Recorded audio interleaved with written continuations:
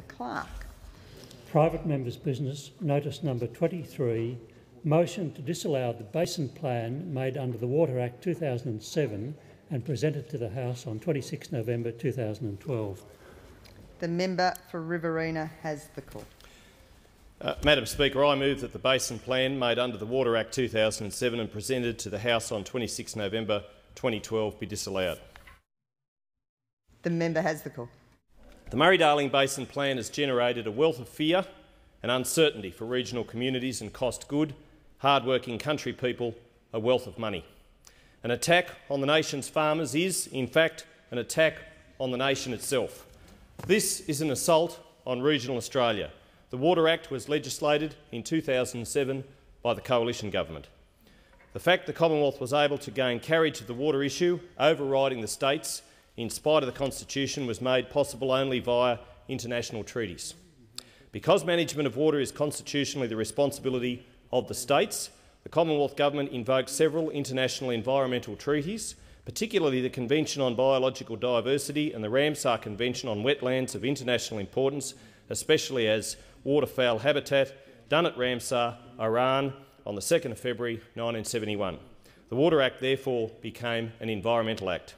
The Solicitor-General of Australia gave advice upon request to the government that neither the Convention on Biological Diversity nor the Ramsar Convention require that the parties disregard economic and social considerations in giving effect to the environmental obligations. Both conventions establish a framework in which environmental objectives have primacy, but the implementation of environmental objectives allows consideration of social and economic factors. As the New South Wales Irrigators Council Chief Executive Officer Andrew Gregson said only last week, green idealism will neither feed nor clothe people. To wrest power from the states, the Commonwealth resorted to an obscure international environmental convention. To avoid a constitutional crisis, the Commonwealth had to build the Water Act around this fig leaf. That was the view of leading Harvard University water expert John Briscoe, who addressed a Senate inquiry last year. He said this process would not work and could not work. Professor Briscoe, who was Senior Water Advisor at the World Bank, absolutely nailed it when he said that the Water Act placed extraordinary faith in the view of scientists. The Act stipulated that science will determine what the environment needs are and that the task for government, including the Murray-Darling Basin Authority, is then just to do what the science tells it to do, Professor Briscoe said. This decision-making process effectively excludes asking the thousands of people living and working in the basin, those to be most affected by the new Basin Plan, to use their knowledge and expertise to review and evaluate the science, he asserted. Never a truer word said. He said that it was the job of science to map out options, indicating clearly the enormous uncertainties which underlie any scenario linking water and environmental outcomes. But it was up to government to decide the necessary trade-offs and value judgments and then to take responsibility for its decisions and to make those decisions transparent to the public. In his advisory role on the Basin Plan, Professor Briscoe said that in all of my years of public service, often in very sensitive environments, I had never been subject to such an elaborate confidentiality process as that embodied in the preparation of the guide to the Basin Plan.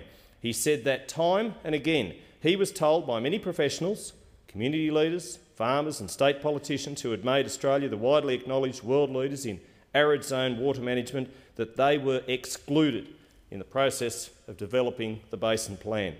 On 14 October 2010, just 6 days after the original guide to the draft of the Basin Plan was made public, more than 7,000 people descended on the Ugali Club at Griffith to voice their objection. I say objection, singular, because they spoke as one.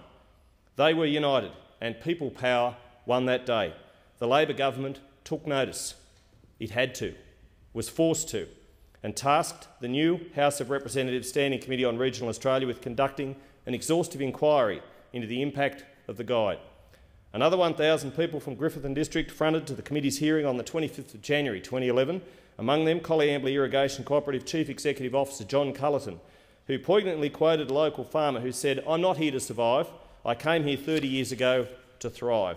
Then, on 15 December last year, the opposition leader and the Minister for Sustainability, Environment, Water, Population and Communities, a title which is, I might add, a bit incongruous with this bad Basin Plan, were there when as many as 12,000 converged on Ugali in another defiant show of solidarity against the ill-conceived draft plan. Nearly a year on, and the MDBA still has not explained how it intends to actually get the water to the 2,442 icon sites it listed. We are still yet to see an environmental watering plan for the key environment assets. What will be the precise socio-economic impact on towns? Where will the water come from? And the actual costings about from where this money will also come. Labor's record on saving water through infrastructure is atrocious, and it cannot be trusted. As at the end of May 2012, the government had spent just 15% of the $4.6 billion allocated towards projects to deliver water into the basin. This included funding just 12% of projects in New South Wales, $159 million of $1.35 billion. Just 16% of projects in Victoria, $171 million of $1.059 billion. Just 26% of projects in Queensland, $21 million out of $81 million. 40% of projects in South Australia, $162 million of $420 million. For every 1 litre this government has saved through infrastructure, it has bought back 5 litres. This is a dreadful indictment. The government has spent just $500 million on infrastructure projects, yet it has spent almost $2 billion on buybacks. If the government was serious, it would genuinely look at building more dams. That would actually increase the amount of food we produce and generate the wealth we need to pay back the debt Labor has accumulated. But, just like the 26th of October 2012, I saved the ailing Murray pledged by the Prime Minister at Goolwa, making a $1.77 billion unfunded announcement of an extra 450 billion litres for South Australia. Labor makes a grand announcement and then does nothing on delivery. In the 2007 election, Labor promised to re-engineer the Menindee Lakes with a $400 million promise. Indeed, it was top of its list of Murray-Darling projects. 5 years later, and Labor has spent just $21 million on Menindee, and not a single drop of water has been saved. Why doesn't Labor actually deliver on the promises it has actually made before it goes out making new ones? There remains almost $4 billion yet to be spent on infrastructure works, and now another $1.77 billion ratified in this House after considerable debate just last night. The Goolwa announcement was just another example of Labor making promises with money it does not have and for which it will not be accountable. It is just piling up the liabilities for future governments. The 2.1 million people living in the basin, which supplies around 40% of Australia's food, deserve better. They deserve a future, just like all Australians. I have moved to disallow this basin plan, seconded by the member for Murray, who, like me, has an electorate which stands to significantly lose through poor water policy. This is especially so in the Murrumbidgee irrigation area's centenary and the Australian Year of the Farmer. Just last week, Elizabeth Minahan complained to me the value of her Grimmerson Avenue Griffith home had decreased by $75,000 and now she cannot sell. She blamed the Basin Plan. Let us never forget, farmers are paid for their water, but businesses in the regional cities and towns which rely on agricultural and irrigation production to keep their economies turning do not receive compensation, and they suffer considerable downturn when productive water goes out of a district. Since our disallowance motion was lodged at 10:28 on Monday night, the opposition leader has made his strongest statement yet on water, saying a future coalition government would cap buyback at 1,500 gigalitres, meaning with water already recovered there would be only 249 gigalitres left to purchase basin-wide. The National's New South Wales Minister for Primary Industries yesterday announced a limit on buybacks at 3% per valley per decade from 15 January 2013. Tony Abbott's and Katrina Hodgkinson's announcements this week are welcomed. So too is the assurance given to me yesterday by the Minister for Regional Australia, Regional Development and Local Government that the taxation hindrance holding up a funding offer to Murrumbidgee Irrigation Limited of nearly $150 million to implement grant activities in return for 1,534 megalitres of general security, 8,352 megalitres of high security and 23,110 megalitres of conveyance water entitlements to the Commonwealth, a commitment made in February 2011, would be fixed. Each and every member of this House was entrusted by their community to represent their interests. Above and beyond all else, the people of our electorates expect us to be their voice in this place. Like all members on all sides in this House, I believe this is a very grave responsibility, which I cannot and do not take lightly. Every member will appreciate the difficulty which I face today in moving this motion. It is not something that I relish, nor something I take joy in doing. I move this motion because I cannot in good faith, cast a vote in favour of a move which will bring about severe social and economic consequences for my community. When severe social and economic consequences are threatened through significant change in the automotive industry in South Australia, the people of Wakefield expect their member to represent their interests. When job losses hit Canberra as a result of the federal budget, the voters here expect their members for Canberra and Fraser to voice their concerns. In exactly the same manner, my constituents expect me, above and beyond all else, to represent their interests on this national stage. The Murrumbidgee irrigation area, the heart of my electorate, is one of the most productive regions of Australia. The annual value of our farmgate productions is in excess of $500 million each and every year. This is greatly multiplied with a range of value-add processing.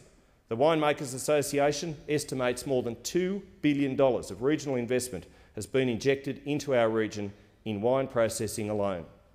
We are home to the Sunrise processing facilities which enable millions around the globe to be fed.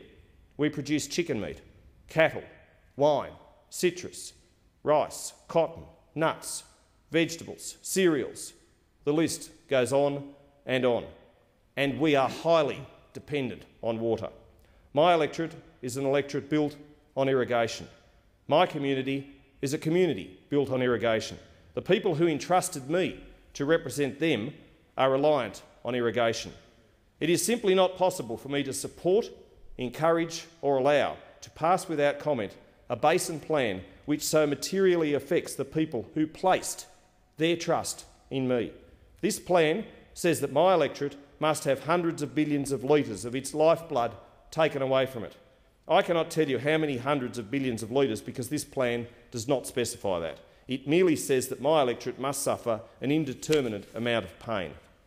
This plan says that 320 billion litres of water must come directly from my electorate, plus some share of a further 971 billion litres that is to be shared amongst the Southern Basin. Around 50% of that shared volume is to come from New South Wales, so I can only assume that around half of that will come from my electorate. That's another 243 billion litres of water. That's 563 billion litres of social and economic productivity. A billion litres is 1 gigalitre. According to the Australian Bureau of Statistics figures, each gigalitre of water produces around $770,000 in gross value of production. That same gigalitre provides around 7 jobs. We're talking 563 of those gigalitres. Let me put that into a context that every member of this House will understand. We're talking about just under 4,000 jobs. How many members in this chamber would stay silent when that sort of direct impact was being thrust upon the people who trust them to speak up? I'd like to think not one of us, and certainly not me.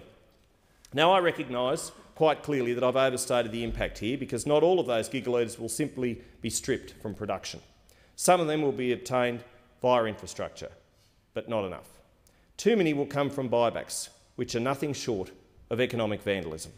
A simple ripping out of the economic capacity of communities. This plan should have been sensible about how it obtained water. It should have focused on maintaining the productivity of our regions. It should have been about the balance between production of food and fibre and ensuring the sustainability of the environment. But it is not. It needed to have a cap on buybacks. It does not. The failure of the minister to pay heed to social and economic devastation leaves me with no choice but to disapprove of this plan. The minister may believe that the impacts are far from his inner Sydney electorate. They are not distant to me. They are not distant to my electorate. Today I do what any member of this chamber should do. I stand up for the people of Riverina who put their trust in me. I speak not with my voice, but with theirs.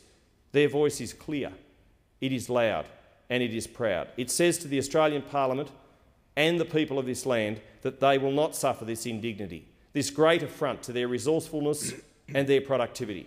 They say no to this Basin plan.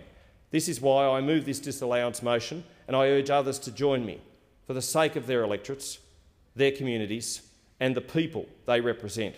Finally, may I commend Riverina people for their resilience during this difficult time. The Area News editor, Daniel Johns, has led a spirited campaign, Our Future, Our Water, and among many who have been strident advocates for common sense, have included Griffith Business Chamber President Paul Perotti, Murrumbidgee Valley Food and Fibre Association President Debbie Buller, the State Member for Murrumbidgee, the Honourable Adrian Piccoli, Murrumbidgee Irrigation Policy and Public Relations Officer and proud Gajeldri cotton grower Elizabeth Stott and her husband Dallas, and the various mayors of affected towns. There are many, many more. They turned up in their thousands at the many meetings at Griffith. The minister at the table knows that. He went to some of those meetings, and I do appreciate the fact that he did go there. I do appreciate the fact that he took copious notes. I don't appreciate the Basin Plan he has put before this parliament. This is one of the last debates of this parliament this year. It is, I would argue, the most important, because water grows food, and food availability and security is the most important economic and moral challenge of our time. Thank you, Mr. Second Deputy Speaker.